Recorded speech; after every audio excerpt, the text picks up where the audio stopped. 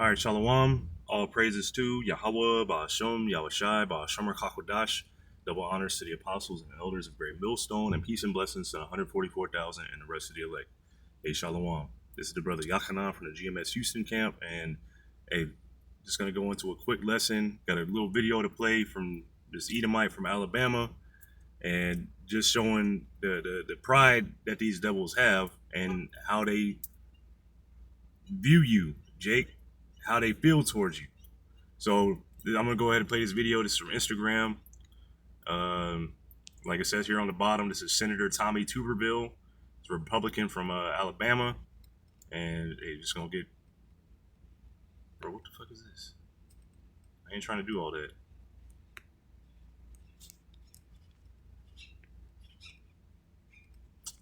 Oh, this shit is trash. Pardon me, just give me a second here.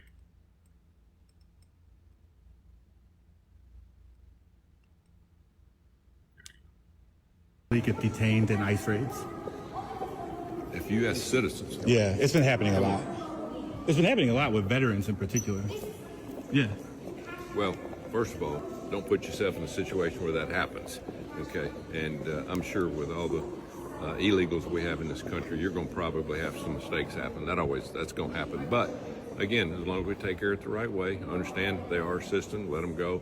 But again, if you're going to be hanging around people that are not citizens of this country, some things like that are going to probably happen. Is there anything people can do to take care of themselves? Like, how can they do to prevent Don't that? hang around illegals. Okay. Bottom line, because President Trump has said we're going to go after you, and at the end of the day, if you're in the wrong place at the wrong time, something bad could happen. So, hey, you heard it out of the devil's mouth himself, Don't hang around. If you want to avoid getting, getting accidentally, put in one of those detention camps or whatever, which there's no such thing as an accident. This devil don't care. This devil showing his horns. He don't care if you illegal, any of that stuff. He just wants to go after Jake.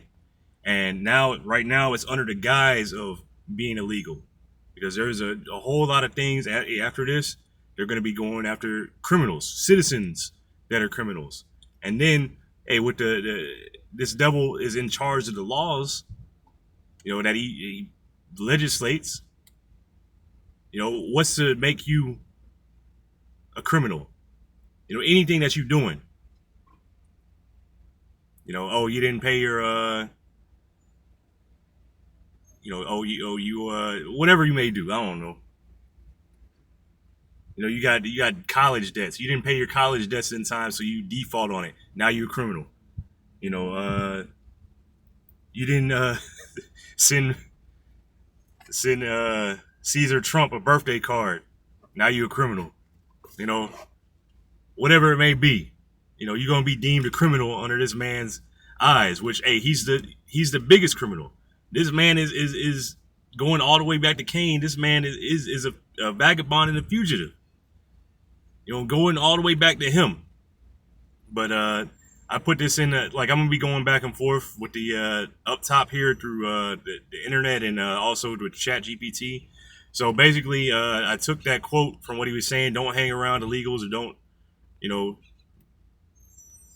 here I have it on Google. I had that quote, and this is it says, in recent news, some prominent figures have suggested avoiding associating with undocumented immigrants. And so you work around them, you're gonna be around certain places. Some of them might be our friends, our family, however it may be, but you're gonna be around them. If you work construction, you work in moving, any kind of labor intensive job, you work in a restaurant, guess what? You're gonna be around most likely undocumented people. And the nerve of this devil that he did on the land that he stole. But anyway, this is not the. Anyway, this is the quote where it came from, and I'm just going to read it from the bottom. So I just copied and pasted the quote that I had on Google right there. and I had it Senator Tommy Tuberville, Republican from Alabama, advises U.S. citizens not to hang around illegals to avoid potential detention by immigration and custom enforcement, so it's shortened to ICE. He believes that associating with undocumented immigrants could lead to accidental detentions during ICE raids. Now, the interviewer, the person that was interviewing or that was asking him the questions, was saying, hey, this happens. It seems like it's happening a lot to veterans. You know, it's happening a lot to citizens. They're getting caught up in this. You know, and like, how is that? As a matter of fact, not the immigrants, but it's happening a lot to those that are citizens. And there are a lot of, veterans that came here to serve in the military to get citizenship. So, you know, do with that what you will. So I asked ChatGPT to analyze the sentiment and attitude of this statement. It says Senator Tommy Tuberville's statement advising U.S. citizens not to hang around illegals reflects a negative and cautionary sentiment paired with a disapproving attitude towards undocumented immigrants and those who associate with them. Here's a breakdown of the sentiment and implications.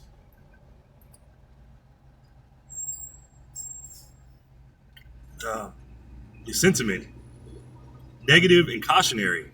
The warning suggests danger or risk, implying that being near undocumented immigrants might lead to trouble.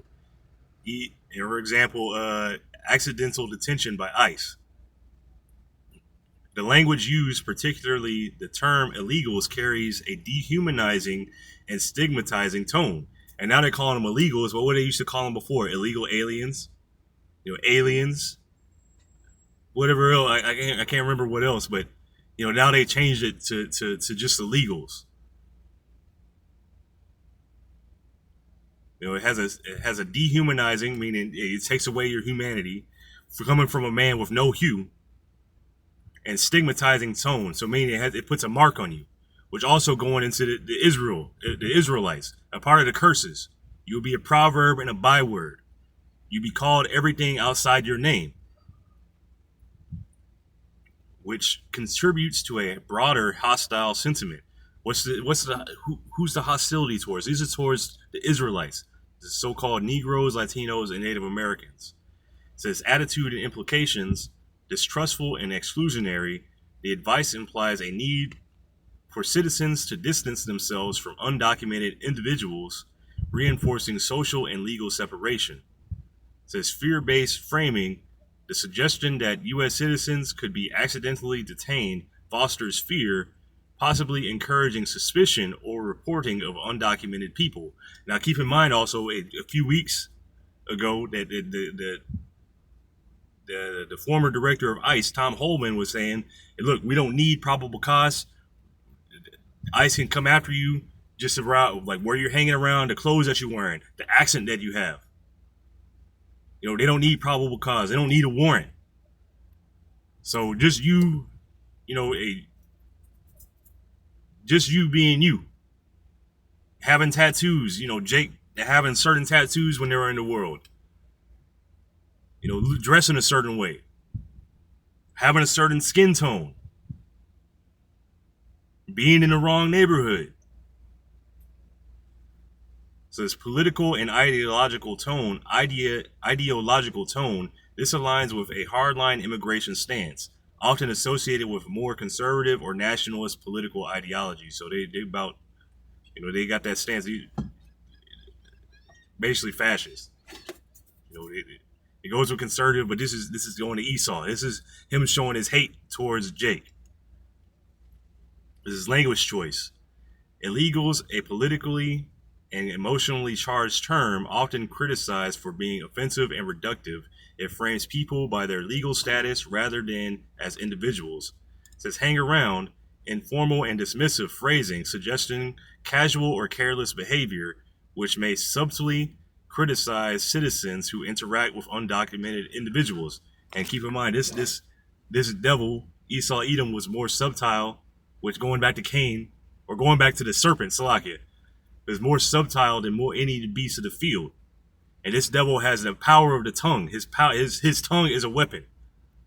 So the language that he uses is going to be weaponized. And keep in mind, Esau Edom, his blessing is the sword. So everything that he uses is going to be turned into a weapon. He's going to use it to his advantage against you. So in conclusion, the overall sentiment is negative and divisive, characterized by fear, exclusion, and lack of empathy. The attitude is protective of citizens but stigmatizing toward undocumented immigrants, contributing to a broader rhetoric that can polarize public opinion and fuel anti-immigrant sentiment. And right now, the focus is on immigrants. The focus is on them, the Northern Kingdom. But guess what? That's going to shift. It's going to shift towards the Southern Kingdom. It's going to shift towards you Negroes. So I have here, this is Psalm 64 and verse 2. Hide me from the secret counsel of the wicked, from the insurrection of the workers of iniquity. This is Esau Edom, who whet their tongue like a sword and bend their bows to shoot their arrows, even bitter words. So their tongues are like weapons, like a sword. And through the what's being spoken here, this is him drawing a sword with his tongue. Putting that out there, putting that hit out there. Yeah, well, maybe you shouldn't be hanging around illegals then. What was it? I remember when I was younger, when they came out the Patriot Act. Well, if you don't got nothing to hide, why are you worried? You know, they're only going after criminals. Gee whiz, I can't like my privacy.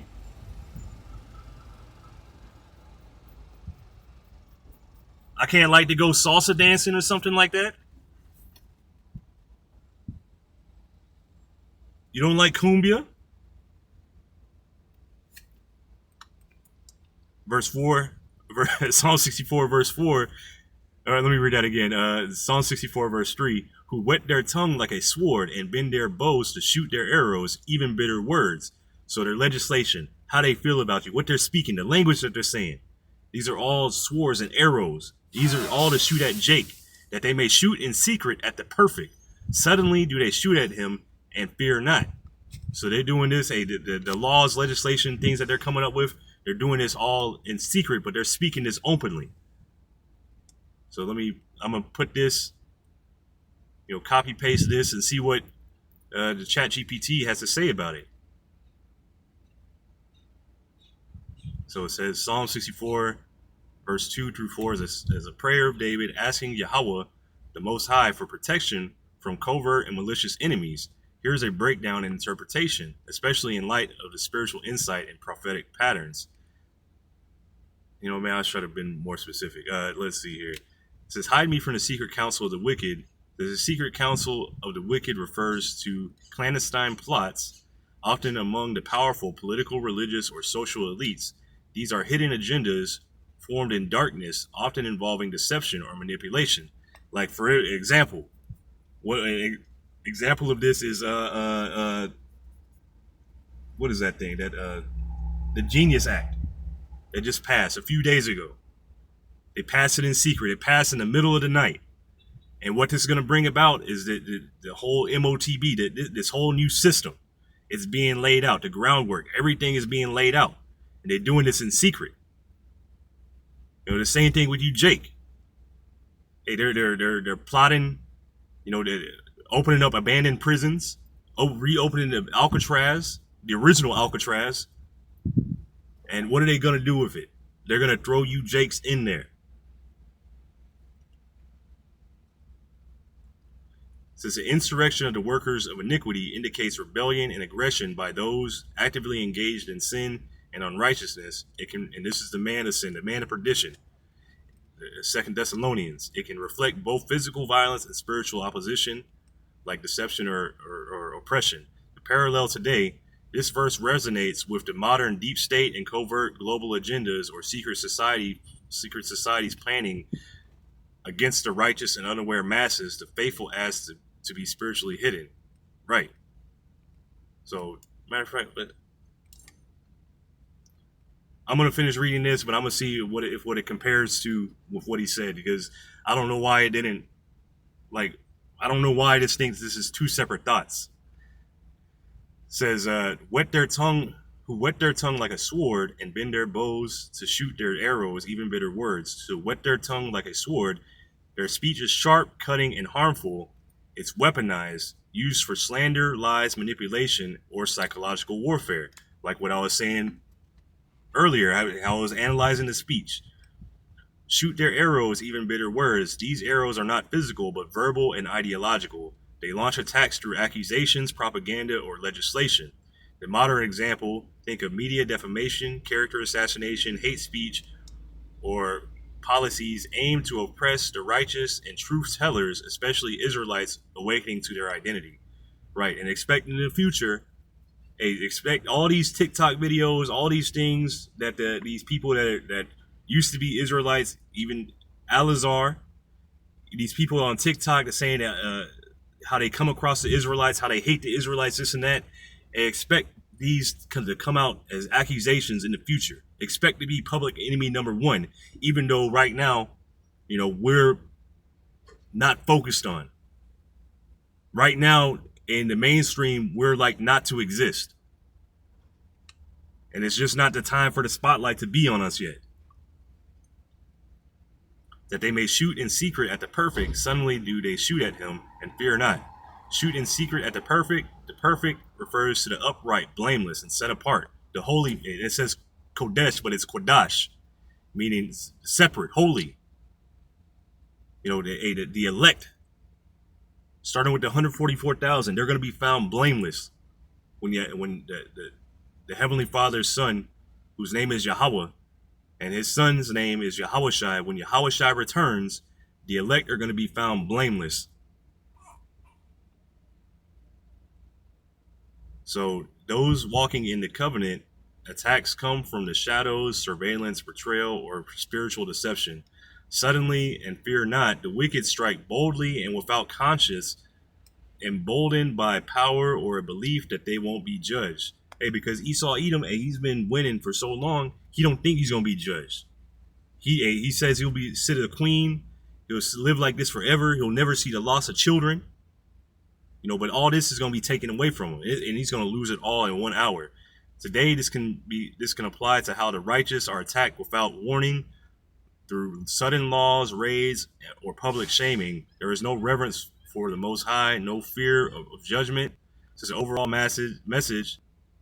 This passage speaks to a spiritual and literal warfare where hidden powers use words, lies, and plots as weapons against the righteous. David's plea for protection, not just from open enemies, but from invisible networks of wickedness that operate with precision and without fear.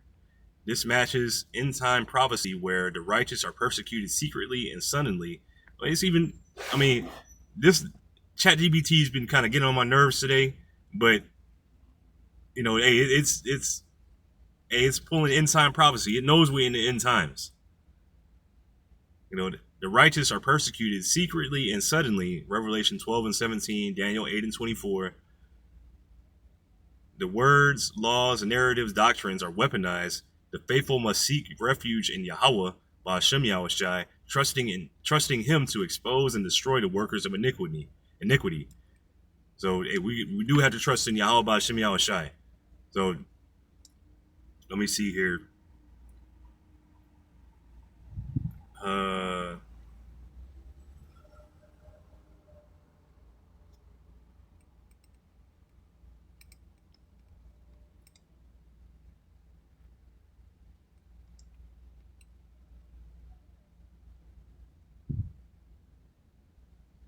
Compare this with the previous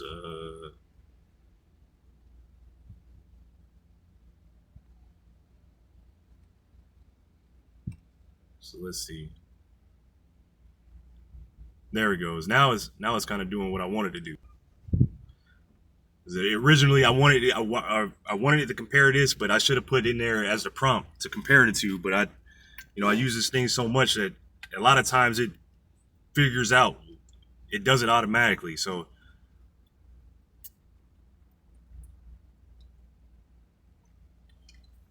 it says, let's compare Psalm 64 verses 2 through 4 with the statement made by Senator Tommy Tuberville. especially focusing on the sentiment, underlying motivations, and spiritual implications. So the core message comparison, Psalm 64, verse 2 through 4, David's prayer, context, a righteous servant asks the Most High to hide him from the secret plots and verbal attacks by the wicked. Themes, hidden conspiracies, weaponized speech, targeting the righteous in secret, boldness of the wicked, no fear of Yahweh, Ba'ashem Yahushai. Tuberville's statement, the context, a political leader advises citizens to avoid associating with illegals to prevent accidental ICE detentions. Fear-based warning, criminalization by association, us versus them mentality, no empathy or nuance toward the vulnerable. So Psalm 64 and 3, to weaponize words and speech, who whet their tongues like a sword, bitter words. This refers to intentional use of speech to harm, mislead or destroy. It also suggests manipulation, slander, or propaganda. Tuberville's statement, the phrase hang out around illegals is bitter, divisive, and dehumanizing. It fits the description of using bitter words to shape public opinion against a group, particularly the vulnerable, says foreigners and sojourners. So and these are vulnerable groups. Us, the Israelites and the 2/3 and those that haven't woken up to the truth yet, you're vulnerable because we're at the hands of this devil. But ultimately, Yahweh Ba'ashem Yahushai is control. If your heavenly Father, if Esau Edom decides to swarm on us today, guess what? Yahweh Ba'ashem Yahushai allowed it. He signed off on it. In other words, nothing happens without Yahweh Ba'ashem Yahushai giving the okay. So the connection, both describe the use of speech as a weapon. Tuberville's words echo the sharp, reckless rhetoric that Psalm 64 condemns, used not for justice but division and fear. The secret counsel versus political message. It says, hide me from the secret counsel of the wicked refers to shadowy power structures crafting plans against the righteous or unaware. And 2/3 of our people, you so-called Negroes, Latinos, Native Americans, you are completely unaware. Like it says in 2nd Ezra, you're like sheep being led to the slaughter. You have no idea what's going on. You have no idea that this devil hates you, even though he's plainly telling you that he hates you. It says these plots aren't always visible, but their effects are felt in laws, policies, and social behavior. Tuberville's comment interpretation, while public, his statement may reflect or echo deeper strategies, fear-based narratives, enforcement policies, or even systems meant to sow mistrust among communities. It's part of a broader political council pushing for more aggressive immigration control, but with harmful side effects. The connection. Tuberville's statement may be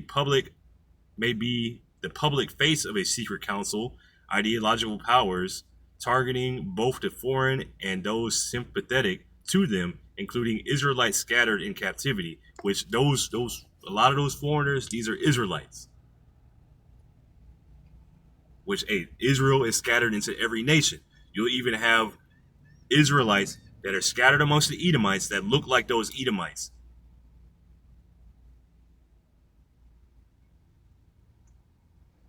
And understand that it's not just a black thing, not just a Latino thing, not just a brown thing. It's an Israelite thing. You are scattered into every nation, looking like those nations, taking on the customs of those nations. And ultimately not having any idea that you're an Israelite until Yahweh Ba'ashem Yahushai wakes you up to this truth. So, number 4, targeting the perfect versus criminalizing the innocent. So, Psalm 64 and verse 4, that they may shoot in secret at the perfect and fear not. The righteous are attacked indirectly, covertly, and without remorse. The wicked fear no judgment. They act as if there is no moral consequence. Tuberville's implication, even innocent citizens may be detained by ICE if they are around undocumented individuals. And even those undocumented people, what's their crime? A lot of them aren't criminals. Not everybody's a criminal.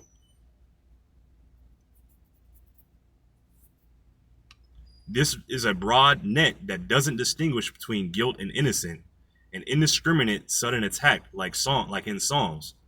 So he doesn't care who. They don't care who's innocent, who's guilty. This is an unjust judge. This is a wicked ruler that's in charge. The warning lacks mercy, justice, or fear of Yahweh, Ba'Shem Yahushai. It is rooted in fear of men, not righteousness. Connection. Both describe how the righteous or innocent can be caught in the crossfire of unjust systems. The perfect is targeted suddenly, and in Tuberville's world, associating with the wrong person can get you detained. A real-world example of how the wicked shoot in secret. Summary: spiritual and social comparison. It says the speech as a weapon, bitter words and lies and slander. Let me see if it says fear-based labeling of illegals. The targets, the perfect, righteous, undocumented, those near them. Okay. You know what? That's all right. Let's see what else. Hey, man, you scroll. Final thoughts. The Senator Tuberville statement, when compared to Psalm 64, reflect the very patterns David's prayed to be protected from: bitter, divisive speech, fear-based control, hidden or systemic attacks against the upright and innocent. If you walk in righteousness, these scriptures serve as both a warning and a shield to stay spiritually hidden in Yahweh Ba'Shem Yahushai, while recognizing the schemes and speech of the wicked, for they are arrows in the skies. So that's beautiful, But these scriptures are a warning, a protection. They give us a hiding place. This is a little sanctuary, being in these scriptures. Let me do one more.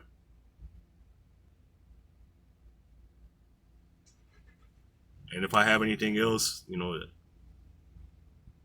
me see here.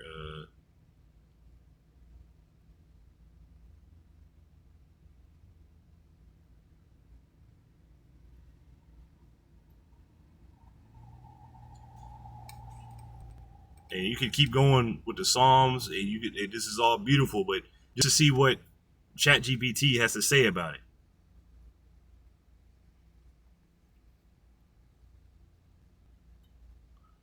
So I put in there Psalm 73, verse 5 through 8, and it says, they are not in trouble as other men.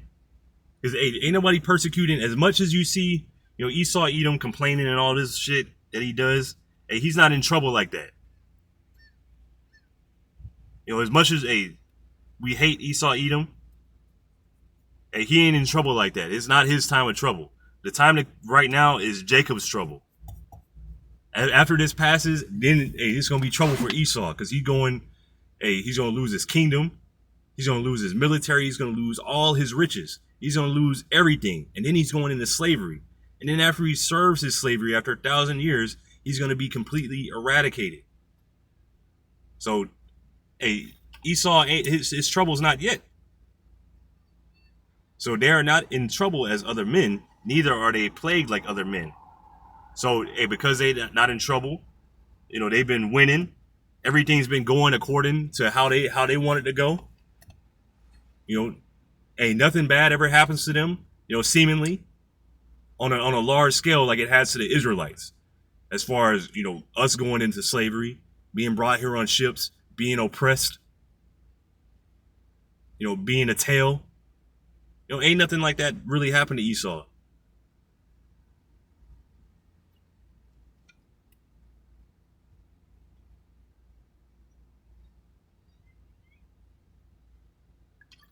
But Psalm 73 and verse 5, they are not in trouble as other men, neither are they plagued like other men. Therefore pride compasseth them about as a chain, violence covereth them as a garment. So their pride. It's if you look like what they call the aura. You look at the aura of Esau Edom, it's prideful. You see that thing oozing off of him.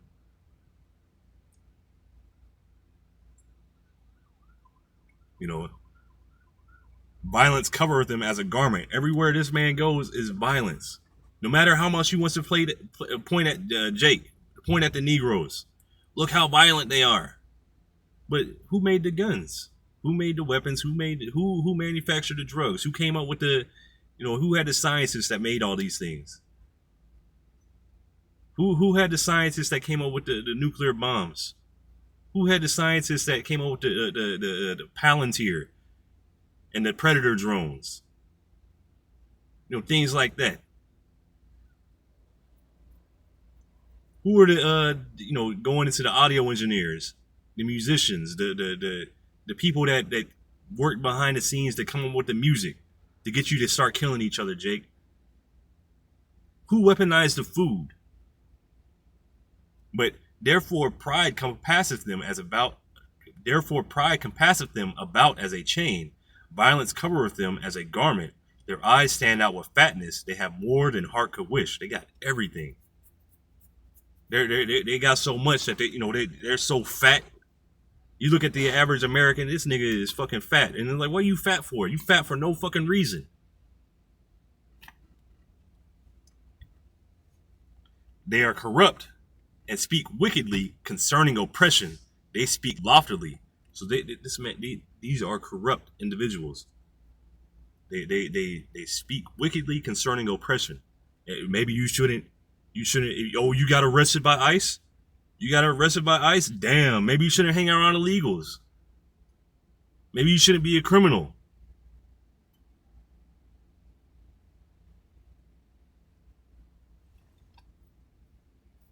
You thought about that? You gave that a try? Not being no. It's like you gotta have just a little bit of fun with this. And I enjoy mocking Esau. It's one of the little perks that you get.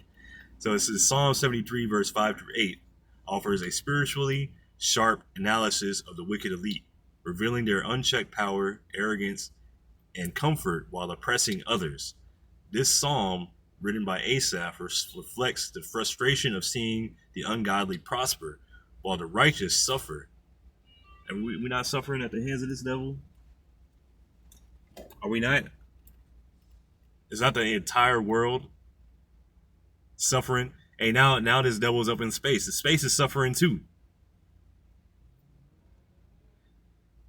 And this psalm written by Asaph reflects the frustration of seeing the ungodly prosper while the righteous suffer.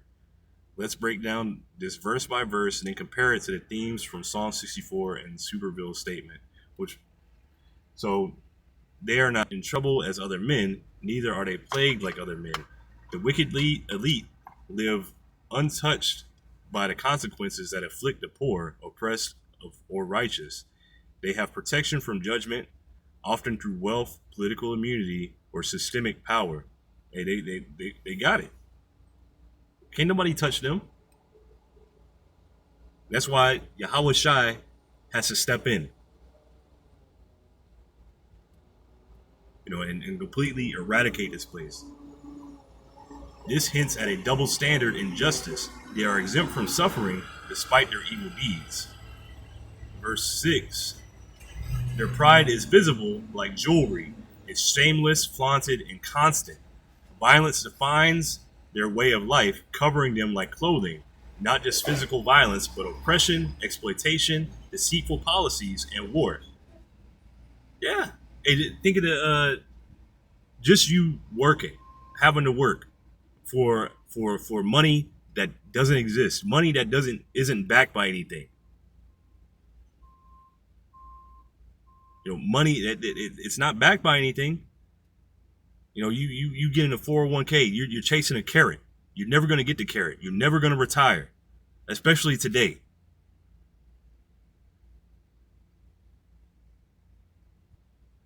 This devil even has a saying, you will own nothing and be happy. This suggests violence is normalized in their identity. And this is Esau Edom. His blessing is a sword. That's his blessing. That's a part of him. How they operate in the world. This is verse 7. Their eyes stand out with fatness. They have more than heart could wish. A symbol of greed and excess. They are spiritually bloated, consumed with materialism and indulgence, and that's capitalism.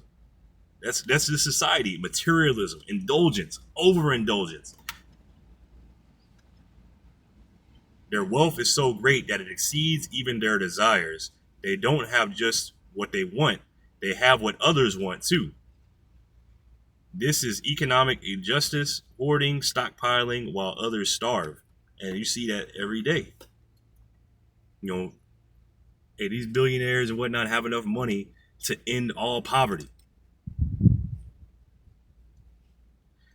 Verse 8, they are corrupt and speak wickedly concerning oppression. They speak loftily.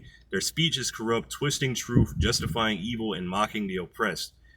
To speak wickedly concerning oppression means they defend, promote, or downplay systemic abuse, and their words despise the suffering of others. Ooh. This is Esau Edom's AI. This is your tongue falling on itself. Their loftiness reveals pride and arrogance. They speak from a high place as rulers, judges, or influencers without accountability. Yeah, you can just say whatever the fuck you want to say. So, comparison with Psalm 64 and Tuberville's statement. No, that's not really.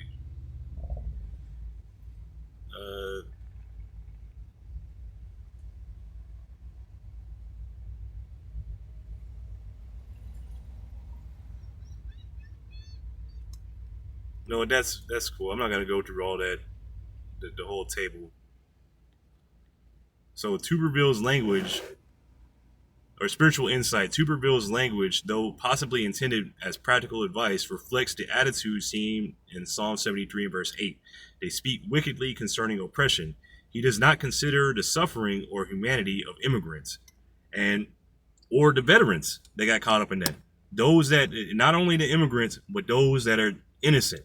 Those that were caught up in this supposedly accidentally.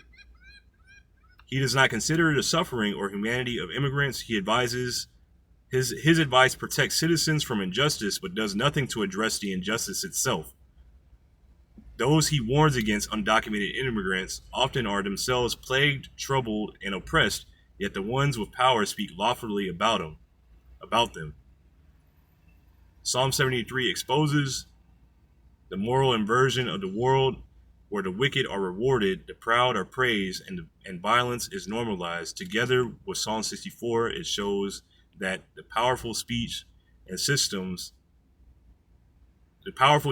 and systems as weapons. The righteous are targeted directly or indirectly. Pride and corruption rule openly, without fear of judgment. For now, Tuberville's statement, intentionally or not, reflects the very dynamics. It demonstrates how public speech can align with wickedness, especially when it lacks compassion, reinforces oppression, and is blind to the true source of iniquity. Those in power, not afflicted. And this is talking about Esau Edom. This is Esau Edom speaking. So let me see here. I'm going to close out pretty soon. I got to get back to the work. That's not what I'm talking. Give me 1 second here. All right, Salaki.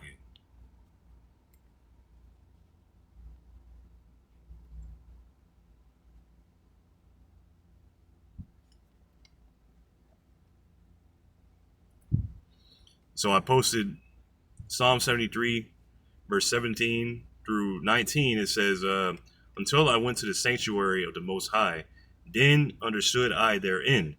Surely thou didst set them in slippery places. Thou castest them down into destruction. How are they brought into desolation? As in a moment, they are utterly consumed with terrors. So, hey, in this truth, when Yahweh Shem Yahushua brings you into this truth, you learn, the prophecies, what's getting ready to take place, what's going to happen to the enemies of Yahweh Shem Yahushua, which are your enemies. They're actual people. Esau Edom being at the top. Just read Psalms 83. So Psalms 73 verse 17 through 19 reveals the turning point in the psalmist Asaph's understanding. After being troubled by the prosperity of the wicked, he gains the divine clarity upon entering the presence of the Most High. In this truth, you understand, look, this ain't going to be like this forever. They're not going to be speaking like this forever. They're not going to be wearing out the saints forever. They have an end. The kingdom of heaven, us waking up to this truth, is a sign that the kingdom of heaven is right here. The prophecies taking place, the MOTB being laid out. The wars, the rumors of war, World War III, all this being taking place is all signs that we're at the end. And it's the end of the end. And next it's going to be the beginning of eternity, the beginning of the kingdom of heaven. So this is a very beautiful thing that's taking place that has to take place. So these verses shift the tone from confusion and envy to righteous judgment and prophetic insight. So let's break it down verse by verse and tie it to the previous passages, which I'm not going to do all that. I'm just going to look at what it says verse by verse. It says, Psalm 73, verse 17, until I went to the sanctuary of the Most High, and I understood their end. The sanctuary symbolizes the presence, wisdom, and law of Yahweh Ba'Shem Yahushai. And this is the Israelites waking up. This is a little sanctuary. It is only through spiritual revelation, not fleshly reasoning, that one can understand the fate of the wicked. Why? Because in the world, we couldn't even picture ourselves ruling. We just thought Esau Edom was going to be ruling. How are you going to take him down? What are you going to do? But Yahweh Ba'Shem Yahushai is going to bring him down. Asaph was confused and troubled before. Now he sees the bigger picture. Judgment is inevitable. Ooh. Yes, judgment is inevitable. This devil has his, how do you say, his sins have reached to heaven. He's about to get the biggest ass whooping that anybody has ever seen. Insight. The true understanding of injustice comes not through politics or emotion, but by entering into the Most High's wisdom, the scriptures, prophecy, and prayer. And can't nobody, this ain't just open to anybody. You can't just enter. You have to be drawn into this. You have to be drawn to Yahweh Shai, and then you'll be drawn to the Heavenly Father. Only then can you discern who the wicked truly are and their appointed end. So Psalm 73:18, surely thou didst set them in slippery places, thou casted them down into destruction. Yahweh Ba'Shem Yahushai himself sets the wicked in position of instability, and these people are very unstable. They're in a slippery place. They're going to slip up, and this is going to cause all the other nations to shoot their arrows, to shoot nuclear missiles at this bitch.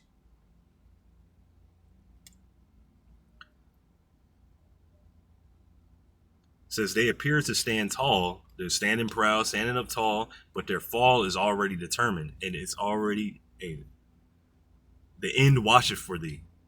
Slippery places implies they are walking in pride and power, but judgment is beneath their feet. Ooh. Their fall is not by accident, it is divine justice. Comparison, those like Tuberville or others in power who speak proudly and oppress the poor or strangers appear secure now, but they are spiritually standing on ice over fire. Their fall is certain, even if delayed. Dang. 19, how are they brought into desolation and as a moment, it's like, how are they brought into desolation as in a moment, they are utterly consumed with terrors. Their downfall is sudden and shocking, like Babylon's judgment in Revelation 18. Now, it's mentioned this, but we're talking about the same thing. This Babylon that's in Revelation 18 is here, America. Speaking of the same thing. Utterly consumed with terrors points to the day of Yahweh, Ba'Shem Yahushai, when the wicked will face divine fear and destruction with no warning, escape, or remedy. This is prophetic. This is prophetic judgment, not natural disaster, but Yahweh Ba'Shem Yahushai's hand against the wicked rulers and their systems. And I'm not going to go through that. I'm just going to go to this. I'm not going to read the table. I'm just going to skip. spiritual and prophetic insight. This final section of Psalm 73 makes it absolutely clear. Do not envy the wicked, even if they seem untouchable. Their destruction is sure. Yahweh, Ba'ashem Yahushai, set them up for a fall. That fall will be swift and terrifying, especially for those who oppress the righteous, strangers, or poor. You're oppressing the Israelites.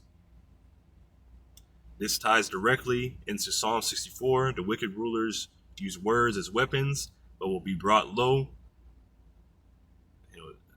It says Psalm 64 verse 7, the Most High shall shoot at them with an arrow. Suddenly shall they be wounded. And ICBMs, they're going to tear y'all up. Tuberville's statement, though it may seem like practical advice, it reflects the spirit of fear, pride, and disregard for the afflicted. Such speech fits the description of those that speak loftily concerning oppression. Takeaway for the righteous: stay in the sanctuary, stay in this truth. Stay in the sanctuary, in the truth. The scriptures, the covering of Yahweh Ba'ashem Yahushai. Recognize that wealth, pride, and political power without righteousness is a setup for destruction. Trust that judgment will come suddenly, not by human hands, but by the Most High. So, Yahweh Ba'ashem Yahushai is going to bring this judgment. And I'm going to end it right there. Lord willing, this is edifying. I'm going to give all praises to Yahweh Ba'ashem Yahushai, Ba'ashem Rakakwadash. Double honors to the apostles and elders of Great Millstone, and peace and blessings to the 144,000 and the rest of the elect. Shalom.